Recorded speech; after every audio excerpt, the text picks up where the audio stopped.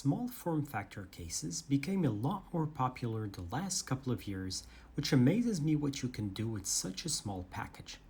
Compared to normal mid-sized PCs, the cost to enter the SFF realm is quite high, since it is a more niche market.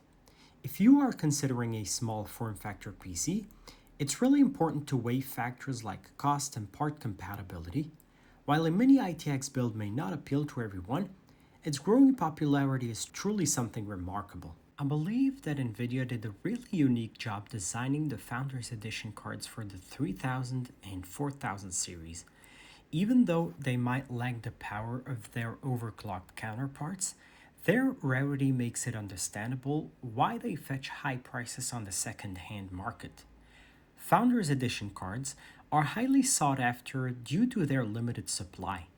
They tend to go for nearly the same price as the MSRP. I personally chose the RTX 4070 Super FE because I use my computer at 1440p resolution, which I find the ideal compromise for gaming and everyday tasks. Originally, I planned to opt for the RTX 4070 Ti Super, but unfortunately Nvidia didn't release a Founders Edition for it. Now, considering that the 4070 Super is the only Founders Edition after the 4080, it made more sense financially to go for this one. When discussing what I truly appreciate about these cards, the build quality of the 4000 series really stands out. The quality is evident across the lineup. Nvidia used an intriguing method to integrate the heatsink into the card's body. I find that other cards sometimes have a cheaper design language, which can make them feel cheap, even though graphics cards are anything but cheap nowadays. The use of high-quality materials like CNC aluminum makes the Founders Edition cards really stand out from the rest.